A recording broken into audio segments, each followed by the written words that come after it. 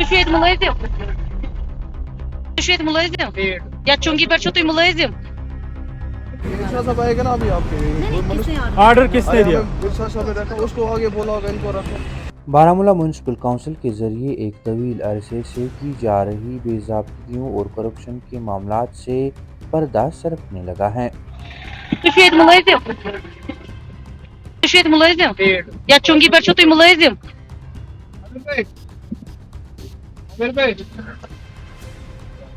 ना बिसोना तो şu et mülazim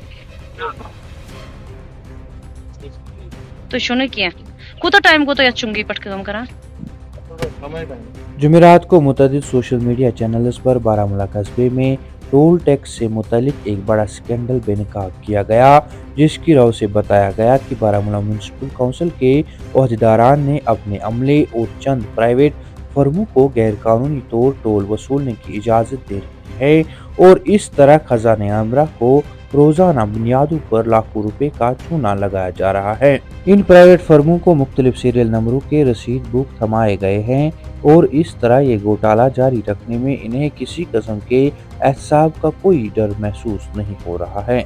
मालूम हुआ कि एग्जीक्यूटिव ऑफिसर बारामूला दूसरे इलाके यानी वतरगाम के भी इंचार्ज हैं और वहाँ भी यही गैर कानूनी अमल रवा रखा गया है। देखिए बारामूला से हमारी ये खास रिपोर्ट।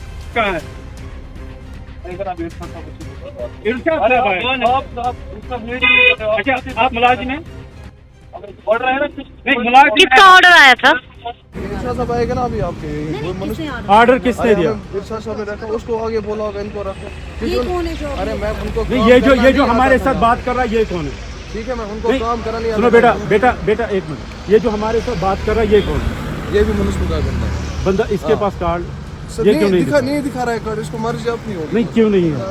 इस वक्त हम मौजूद हैं आज़ादगंज बारामूला में। आप मेरे पीछे ये चुंगी देख सकते हैं और आपको बता दें कि अगर हम म्यूनसिपल काउंसिल बारामूला की बात करें तो यहाँ पर एक स्कैम हो रहा है इन चुंगियों के नाम पे। आपको इसके साथ साथ बता दें कि दरअसल मामला ये है कि 31 मार्च 2024 को जो बारामूला म्यूनसिपल काउंसिल के तमाम कॉन्ट्रैक्ट होते हैं इन चुंगीज के लिए 31 मार्च को ख़त्म हो जाता है और उसके बाद यहाँ पर लोकसभा इलेक्शंस होते हैं और MCC यहाँ पर लागू होता है, जिसके दौरान कोई भी टेंडर नहीं होता है।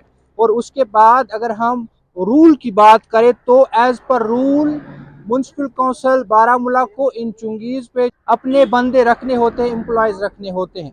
लेकिन यहाँ पर बात करें बारामूला में तो यहाँ पर ऐसा नहीं दिखाई दे रहा है, क्योंकि यहाँ पर इनकी जानिब से प्राइवेट बंदे तैनात किए जाते हैं। और इसके साथ साथ जब हम बारामूला म्यूनसिपल काउंसिल की बात करें तो यहाँ पर रोज़ाना 1 लाख या उससे ज़ायद रकम इकट्ठा होता है इन चुंगियों से। उसके बाद यह भी इत्तला मिली है कि एग्जीक्यूटिव ऑफिसर बारामूला और इसके साथ साथ कुछ और दीगर लोग जो मिले हुए हैं उनकी जानिब से उन पैसों को हर रोज बांटा जाता है। यानी कि 1 लाख या उससे ज्यादा रुपया जब आता है तो उससे हर रोज बांटा जाता है, यानी कहीं ना कहीं ये स्कैम है। इसके साथ इस एग्जीक्यूटिव ऑफिसर की बात करें तो ये एग्जीक्यूटिव ऑफिसर इससे कबल भी कुपवारा और हंदवारा म्यूनसिपल कमेटी में रहा है। वहां पर भी जिम पोर्टल के जरिए भी इसने बेज़ाब्तियां की हुई हैं। दोनों जगहों पर स्कैम इस एग्जीक्यूटिव ऑफिसर ने ऑलरेडी किए हैं।